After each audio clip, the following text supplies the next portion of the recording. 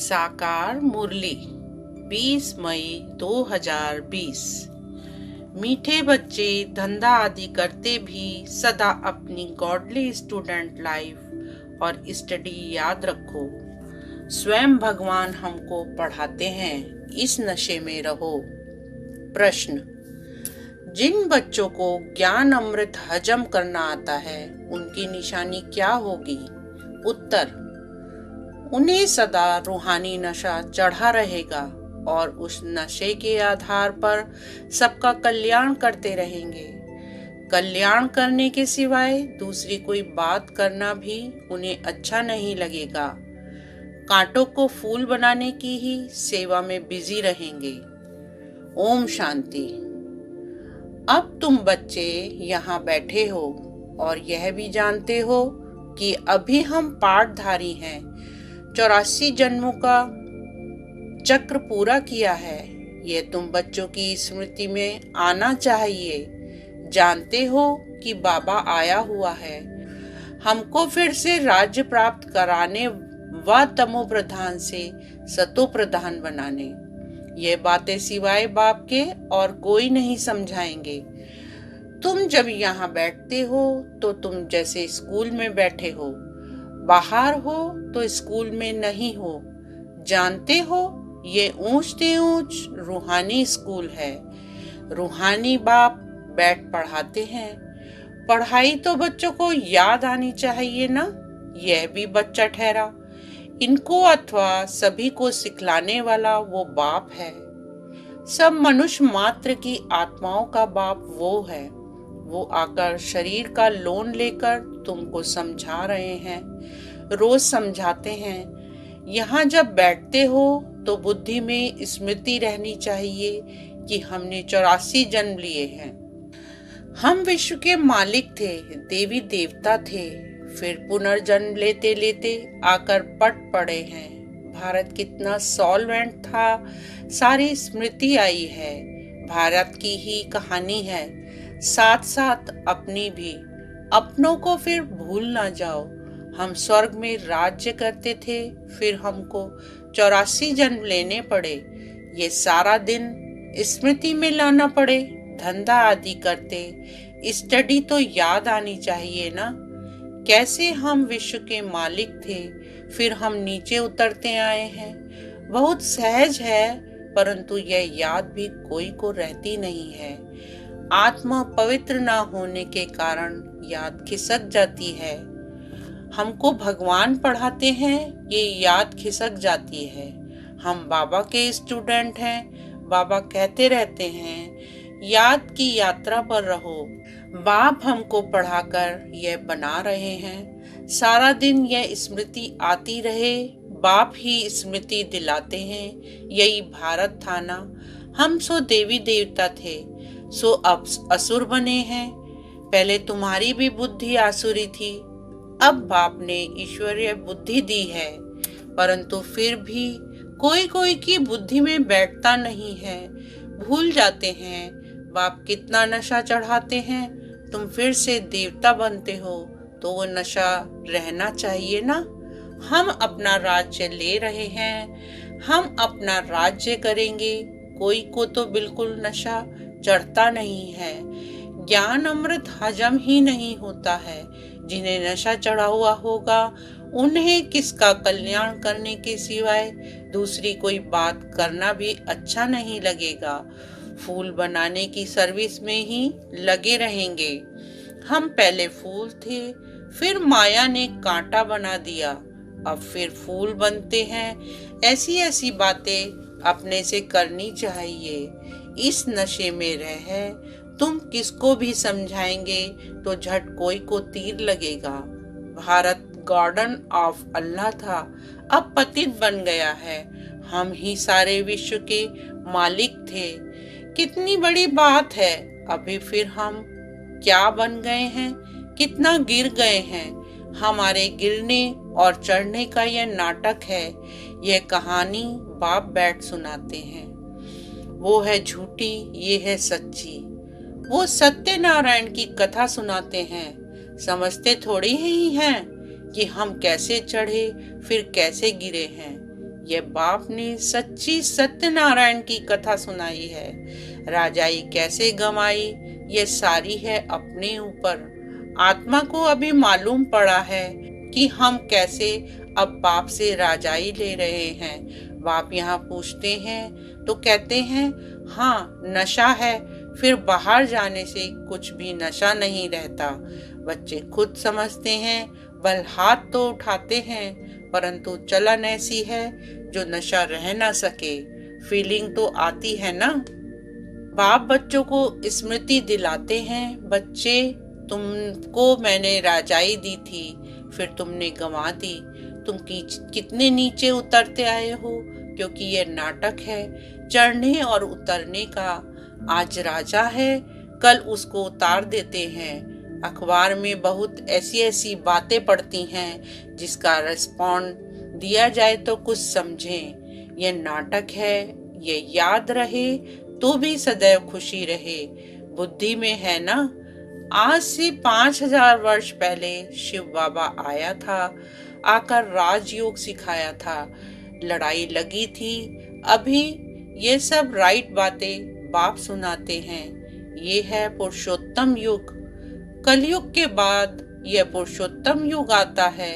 कलयुग को पुरुषोत्तम युग नहीं कहेंगे, सतयुग को भी नहीं कहेंगे।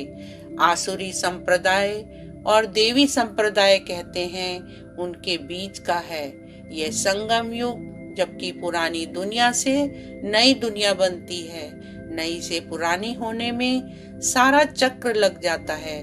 अभी है संगम युग। सतयुग में देवी देवताओं का राज्य था, अब वो है नहीं। बाकी अनेक धर्म आ गए हैं, यह तुम्हारी बुद्धि में रहता है।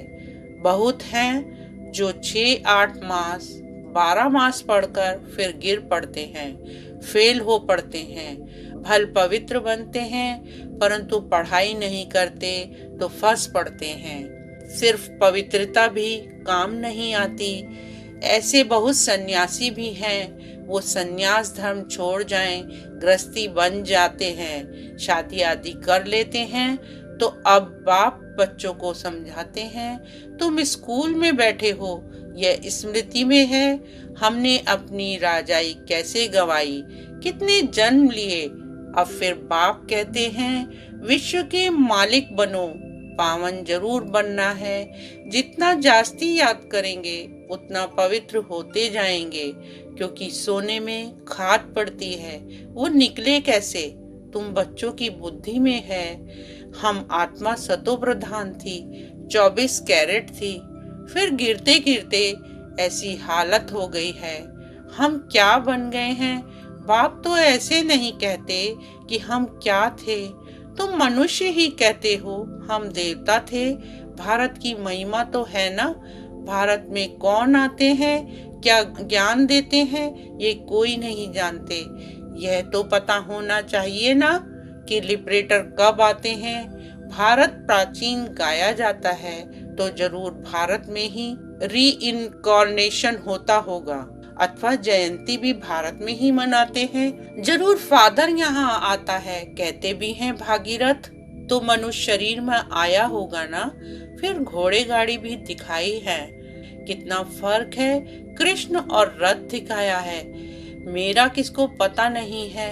अभी तुम समझते हो बाबा इस रथ पर आते हैं, इनको भी भाग्यशाली रथ कहा जाता है। ब्रह्मा सो विष्णु चित्र में कितना क्लियर है। त्रिमूर्ति के ऊपर शिव, यह शिव का परिचय किसने दिया, बाबा ने ही बनवाया था।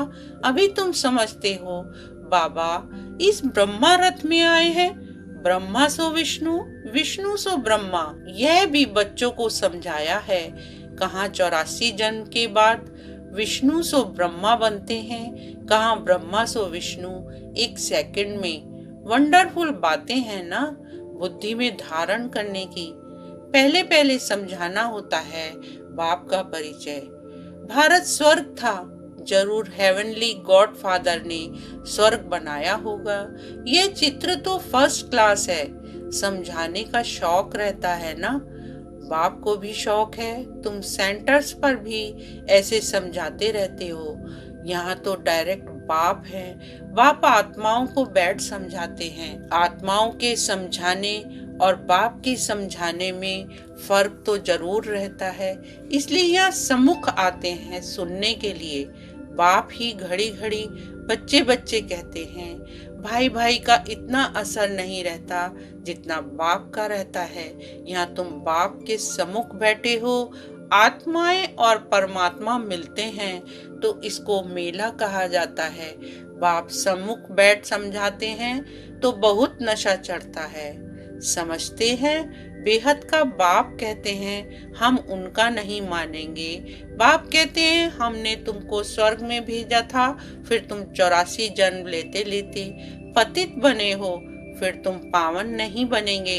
आत्माओं को कहते हैं कोई समझते हैं बाबा सच कहते हैं, कोई तो झट कहते बाबा हम पवित्र क्यों नहीं बनेंगे। बाप कहते हैं मुझे याद करो तो तुम्हारे पाप कट जाएंगे, तुम सच्चा सोना बन जाएंगे। मैं सभी का पतित पावन बाप हूँ। तो बाप की समझानी और आत्माओं की बच्चों की समझानी में कितना फर्क है। समझो कोई नए आ जाते हैं, उनमें भी जो यहाँ का फूल होगा तो उनको टच होगा। ये कहते ठीक है, जो यहाँ का नहीं होगा तो समझेगा नहीं। तो तुम भी समझाओ। हम आत्माओं को बाप कहते हैं तुम पावन बनो। मनुष्य पावन बनने के लिए गंगा स्नान करते हैं, गुरु करते हैं, परंतु पतित पावन तो बाप ही है।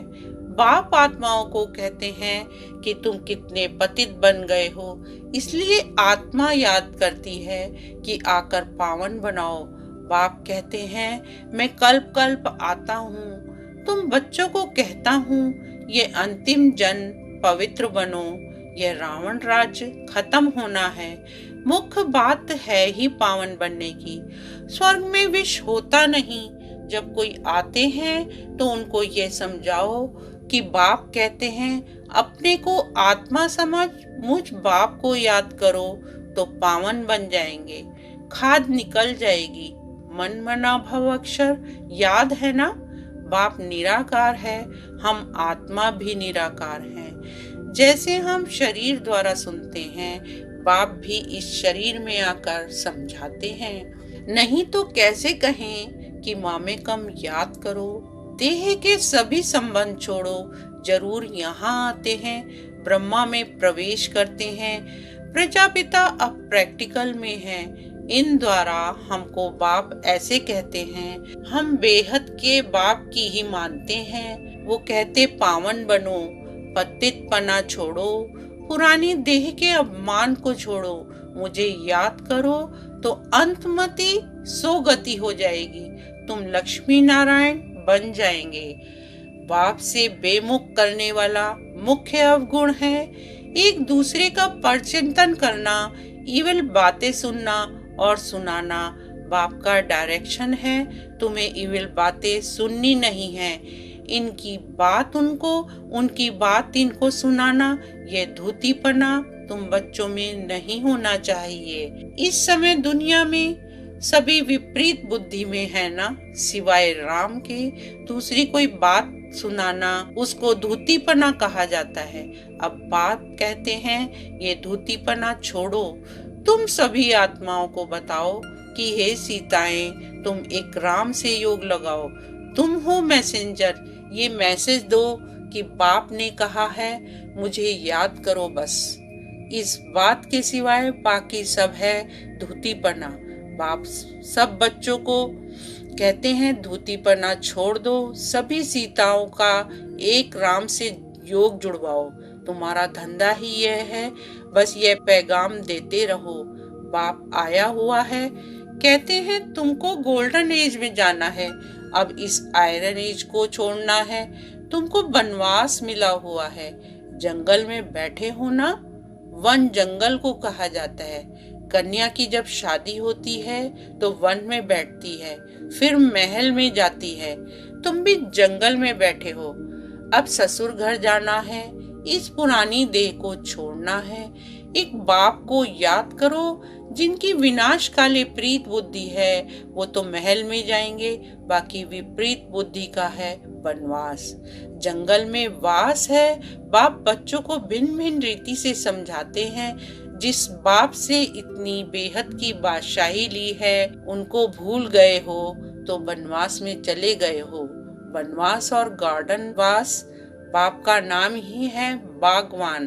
परंतु जब कोई की बुद्धि में आए भारत में ही हमारा राज्य था, अभी नहीं है, अभी तो वनवास है, फिर गार्डन में चलते हैं। तुम यहाँ बैठे हो तो भी बुद्धि में है। हम बेहद के बाप से अपना राज्य ले रहे हैं। बाप कहते हैं मेरे साथ प्रीत रखो, फिर भी भूल जाते हैं। बाप उल्हना देते हैं तुम मुझ बाप को कहाँ तक भूलते रहेंगे, फिर गोल्डन एज में कैसे जाएंगे। अपने से पूछो हम कितना समय बाप को याद करते हैं। हम जैसे कि याद की अग्नि में पड़े हैं जिससे विकर्म विनाश होते हैं। एक बाप से प्रीत बुद्धि होना है। सबसे फर्स्ट क्लास माशूक है जो तुमको भी फर्स्ट क्लास बनाते हैं। कहाँ थर्ड क्लास में बकरियों मिसल ट्रेवल करना, कहाँ एयर कंडीशन में, कितना फर्क है। यह सब विचार सागर मंथन करना है तो तुमको मजा आएगा। ये बाबा भी कहते हैं मैं भी बाबा को याद करने के लिए बहुत माथा मारता हूँ। सारा दिन ख्यालात चलती रहती है। तुम बच्चों को भी यही मेहनत करनी है। अच्छा मीठे मीठे सकीलते बच्चों प्रति माता पिता बाप दादा का याद प्यार और गुड मॉर्निंग। रूहानी बाप की रूहानी बच्चों को नमस्ते। रूहानी बच्चों की रूहानी बाप को नमस्ते। धारणा के लिए मुख्य सार। फर्स्ट पॉइंट, किसी को भी एक राम बाप की बातों के सिवाय दूसरी कोई भी बातें नहीं सुनानी है। एक की बात दूसरे को सुनाना, पर चिंतन करना, यह धूतीपना है, इसे छोड़ देना है। सेकंड पॉइंट, एक बाप के साथ प्रीत रखनी है।